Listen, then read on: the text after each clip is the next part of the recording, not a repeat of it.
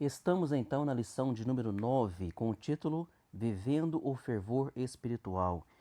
O textual Efésios capítulo 5, versículo 18 diz: E não vos embriagueis com vinho em que há contenda, mas enchei-vos do Espírito Santo. Lembrando que essa palavra enchei-vos do Espírito Santo, conforme o contexto, ela significa o batismo no Espírito Santo. E conforme o contexto, ela significa viver uma vida plena no Espírito Santo, direcionado pelo Espírito Santo, né? Fazendo a obra do Senhor a cada dia e com ânimo e com entusiasmo. É claro que isso é só mesmo através do Espírito Santo de Deus sobre as nossas vidas. Verdade prática, ser cheio do Espírito pode referir-se tanto ao batismo no Espírito Santo, como também à vida plena no Espírito Santo. A leitura bíblica em classe se encontra em Efésios capítulo 5, do versículo 15 ao 20, e o nosso objetivo geral desta lição é mostrar a necessidade de se viver o fervor espiritual, de se viver o fervor espiritual. Precisamos então desse fervor espiritual, precisamos então desse entusiasmo vindo, é claro, do Espírito Santo, né, vindo do nosso Deus para as nossas vidas, para nos guiar. A introdução diz: a expressão todos foram cheios do Espírito Santo em Atos capítulo 2, versículo 4, quer dizer que todos foram batizados no Espírito Santo. Isso já estudamos na lição 3, mas nela aprendemos igualmente que cheio do Espírito Santo também significa viver a plenitude ou fervor espiritual. A primeira parte da lição, o título, a importância da devoção pela palavra e oração. Então, a importância do nosso devocional, a importância da devoção pela palavra e também pela oração. No item 1, devoção. A nossa ideia de devoção é de apego, dedicação e zelo, como nosso apreço pela oração, o amor pela palavra e o apego ao jejum. Então nós precisamos nos disciplinar, viu? Nós precisamos nos condicionar à oração e à leitura da palavra. Pastor, eu não acho tempo, eu não tenho tempo, querido. Eu sei das nossas ocupações, do nosso dia a dia, mas acontece que nós precisamos nos organizar, viu? E dentro da nossa organização, dentro da nossa agenda, tem que ter ali o nosso devocional, nosso momento de orar, o nosso momento de falar com Deus e o nosso momento também de leitura da palavra do Senhor. Igual este momento que você tirou agora para ouvir aqui esse resumo da aula, então este momento também seu é de devoção, viu? No item 2, a oração e a palavra. Todos nós conhecemos o jargão evangélico. Qual é esse jargão? O jargão evangélico diz: a oração é a chave da vitória. Certamente, né, que esse jargão está correto. Na declaração de fé da Assembleia de Deus, a definição de oração é o ato consciente pelo qual a pessoa dirige-se a Deus para se comunicar com Ele e buscar sua ajuda por meio de palavra ou de pensamento. Então você pode orar por palavra ou pode orar também em pensamento. Lembrando o seguinte, viu? Alguns ingredientes que da oração que não pode faltar. Toda oração nós devemos primeiramente pedir perdão a Deus pelos nossos pecados. Também interceder, intercessão. Também adoração. Enquanto você está orando, você também demonstra a adoração. Na tua oração você vai dizer o quanto o Senhor é maravilhoso, o quanto você o adora. E também, por fim, a oração tem que ter gratidão, agradecimento. Então, esses são os itens que não pode faltar na oração.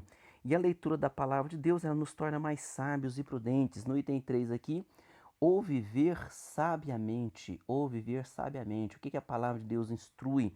Ela diz assim: esses exercícios espirituais, que é a oração e a leitura da palavra, elas devem ser colocadas em prática no dia a dia, diferentemente do nécio, viu? Então a Bíblia diz aqui, ó, no versículo 15 da nossa leitura bíblica em classe: vede prudentemente como andais, vede prudentemente como andais.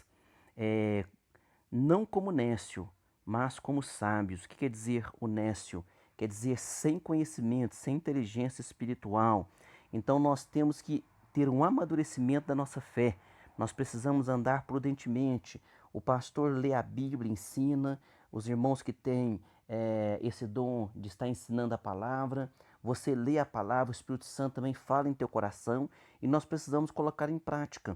Então nós precisamos não apenas ler a palavra, mas nós precisamos colocar aquilo em prática. E tudo quanto está na palavra, tudo quanto o Senhor nos orienta ou nos manda fazer, no nosso dia a dia, Ele dá condições para que aquilo venha acontecendo e que a gente possa colocar em prática, viu? Então nós não podemos andar como nécio, como tolo, mas nós devemos andar como sábios, devemos andar com sabedoria. Existem pelo menos 7 palavras gregas no Novo Testamento para nécio, mas a que o apóstolo usa nessa passagem só aparece aqui, é azopos. Azopos, do grego, né, significa tolo, sem juízo. Então nós não podemos ser tolos, sem juízo, tá? Insensatos. No item 4 aqui, remindo o tempo. O que é remir o tempo? É aproveitar da melhor maneira. Remir o tempo é saber aproveitar as oportunidades. Então, remindo o tempo.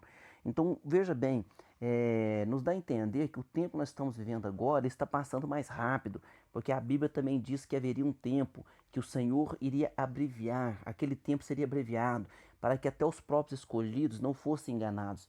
Então parece que hoje as 24 horas elas estão correndo no relógio na mesma numeração.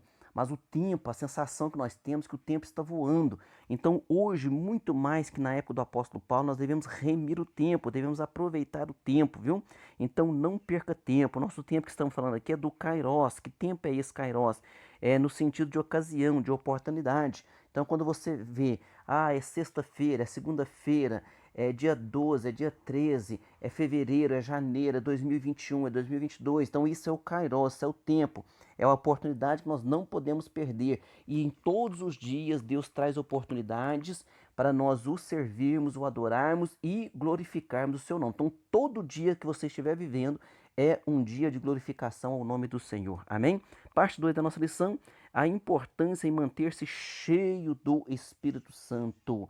No item 1, diz: E não vos embriagueis com vinho em que há contenda. E não vos embriagueis com o vinho.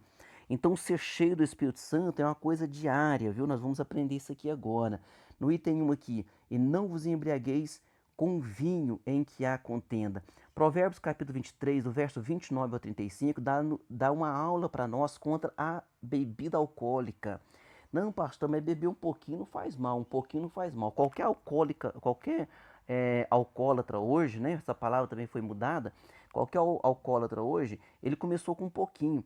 E o álcool, o problema do álcool, ela é uma droga lícita, então ela é uma droga pior ainda. Só quem já sofreu na sua vida com pessoas com problema de alcoolismo é que sabe o quanto é grave isso. Então o crente não deve beber bebida alcoólica. Isso é uma instrução aqui da palavra do Senhor. E ela diz ainda que aquele que bebe, ele fica sem condições de discernir as coisas. Então, se nós estamos falando de nécio, de sabedoria, de tolo, de tolice, então nós devemos fugir da embriaguez, devemos fugir das bebidas alcoólicas. No item 2, mas enchei-vos do Espírito. Os discípulos já tinham o Espírito antes do Pentecoste, lembra disso? O Senhor Jesus tinha soprado sobre eles o Espírito Santo, eles já eram salvos também. Então, entenda bem, todos os crentes em Jesus, pentecostais ou não pentecostais, batizados no Espírito Santo ou não batizados no Espírito Santo, e todos os crentes que amam Jesus têm o Espírito Santo e são templos do Espírito Santo. E a Bíblia diz aqui, mas enchei-vos do Espírito Santo. O que quer dizer isso?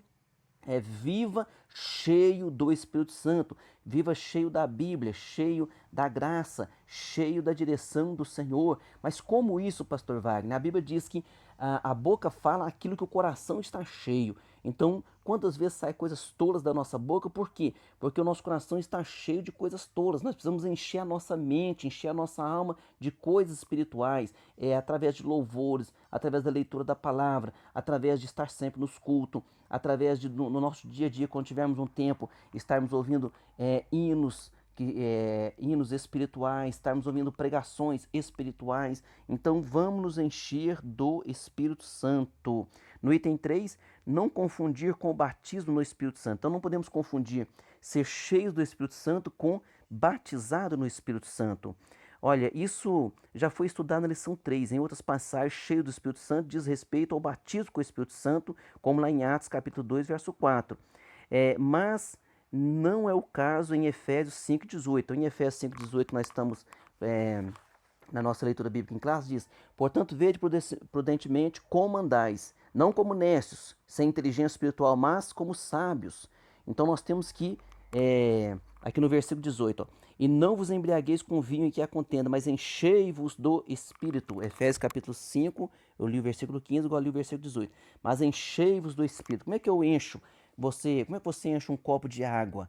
Ai, pastor Wagner, eu pego o copo e coloco água. Então, como é que você se enche do Espírito Santo? É através das coisas espirituais. É a leitura da Bíblia, é a oração, é consagração, é santidade, é vigiar, é fugir da aparência do mal. E assim nós vamos nos enchendo do Espírito Santo.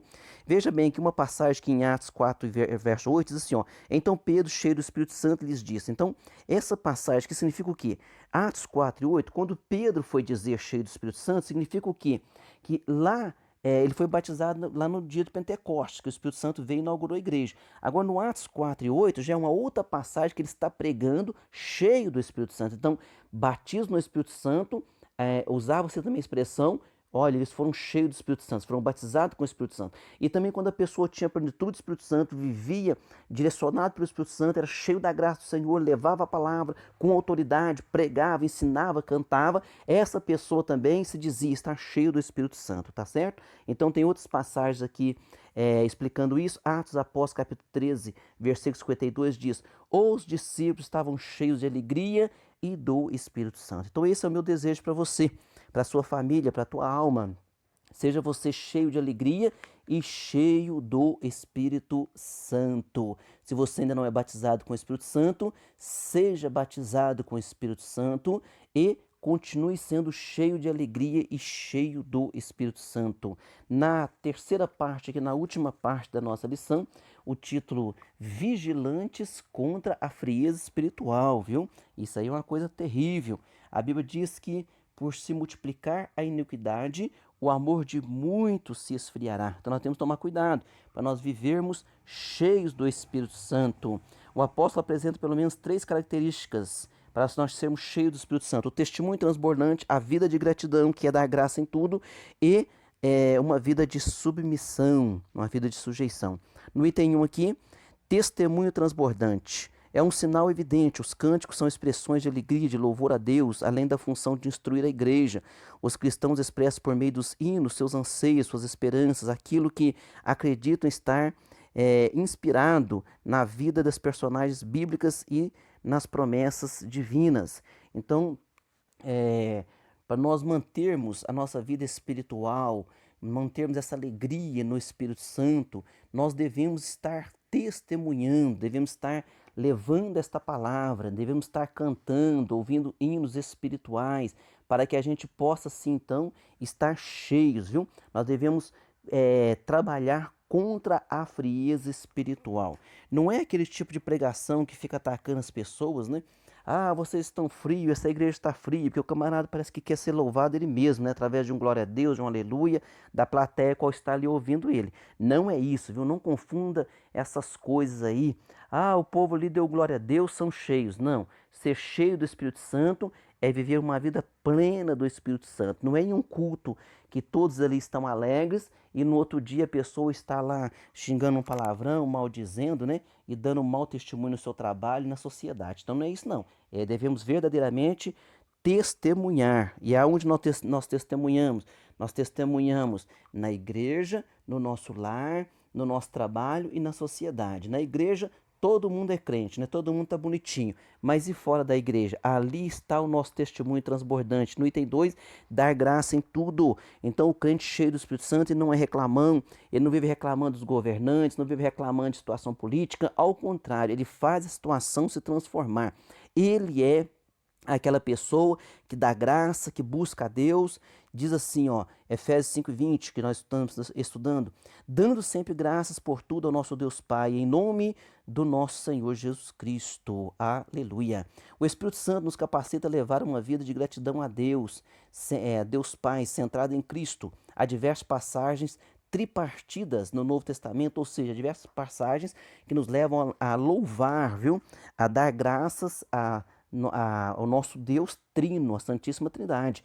Então aqui estão essas passagens, depois é bom que você leia, para que você aprenda mais e saiba que nós estamos louvando a um Deus trino, Deus Pai, Deus Filho e Deus Espírito Santo, ao único Deus verdadeiro, Criador dos céus e da terra. Veja bem, Mateus 29, 28, 19, né? 1 Coríntios 12, verso 4 ao 6, 2 Coríntios 13, verso 14, Efésios capítulo 4, verso 4 ao 6, 1 Pedro capítulo 1 e verso 2, onde o Espírito Santo aparece com o Pai e com o Filho, tá certo? Então analise depois essas passagens e continue louvando ao nosso Deus Trino. No item 3, sujeição. O quebrantamento e a humildade expressa bem a plenitude do Espírito. A submissão é outra consequência de uma vida na plenitude do Espírito, pois o Espírito nos capacita a essa sujeição. Deve o cristão submeter-se às autoridades constituídas, aos superiores hierárquicos. Essa sujeição também deve haver entre os irmãos na igreja. Então não importa, né? A pessoa, ele é um empresário bem-sucedido, ele tem às vezes até muitos empregados, mas ele dentro da igreja, ele demonstra a sujeição ali ao seu pastor, a hierarquia da igreja, e também o crente, ele pode ser um pastor, ele pode ser ali um obreiro da igreja, onde ensina, onde tem muitas pessoas submetidas a ele, mas quando ele está no seu trabalho, ele é obediente ali ao seu patrão. Então, todo esse exemplo nós temos que seguir pela palavra do Senhor Jesus Cristo. Conclusão, diz, o significado de enchei-vos do Espírito é ter uma vida plena, ter uma vida na plenitude do Espírito Santo. Isso envolve todos os aspectos da nossa vida, desde os cultos até o lar, desde o lar até o trabalho e a sociedade. Por meio desses testemunhos é possível observar quem é cheio do Espírito Santo verdadeiramente, né? Amém? Vamos para nossas perguntas. Pergunta número 1, o que é devoção? É apego, dedicação e zelo, nosso apreço pela oração, amor pela palavra, pelo jejum, pelas coisas de Deus, é devoção. Pergunta 2, como a declaração de fé da Assembleia de Deus define oração? Ela define como o ato consciente pelo qual a pessoa dirige-se a Deus para se comunicar com Ele e buscar a sua ajuda por meio de palavras ou pensamento. Não esqueça dos ingredientes da oração, viu? Quais são os ingredientes da oração? 1, pedir perdão. Começa a oração pedindo perdão a Deus, é claro. 2, intercessão, intercedendo pelas pessoas, por você também. 3, adoração, deve haver na oração. E agradecimento. São os 4 itens da oração que não podem faltar. Pergunta 3, o que significa nécios, lá em Efésios 5 e 15? Tolo, sem juízo, sem inteligência, sem sabedoria espiritual. Pergunta 4, a que o apóstolo Paulo se refere ao usar a expressão enchei-vos do Espírito? A expressão indica renovação, novo enchimento do Espírito. Isso é algo diário, viu? Então, diariamente você deve encher-se do Espírito. Mas como? Nós já explicamos, né? Encher um copo de água, usa-se água. Encher-vos do Espírito Santo, usa-se o quê? As coisas espirituais. O próprio Espírito Santo te dá o caminho para que você seja cheio do Espírito Santo. Pergunta 5, como identificar alguém cheio do Espírito Santo? Como que eu vou identificar uma pessoa cheia do Espírito Santo? Ele tem um testemunho transbordante, ele tem uma vida de gratidão e ele é submisso. Então este camarada, ele é cheio do Espírito Santo. Lembra quando os apóstolos pediram para se chamar 7 irmãos para que fossem os diáconos que ajudassem ali a servir, porque era muito trabalho, e eles disseram assim, buscar entre vós 7 varões cheios do Espírito Santo. O que significou aquela expressão? Buscar entre vós 7 varões que sejam batizados com o Espírito Santo e que sejam diariamente cheios, que andem na plenitude, que tenham um bom testemunho, que sejam uma bênção e que vocês respeitem como autoridade espiritual. Amém? Que Deus te abençoe em Cristo Jesus e até a próxima aula.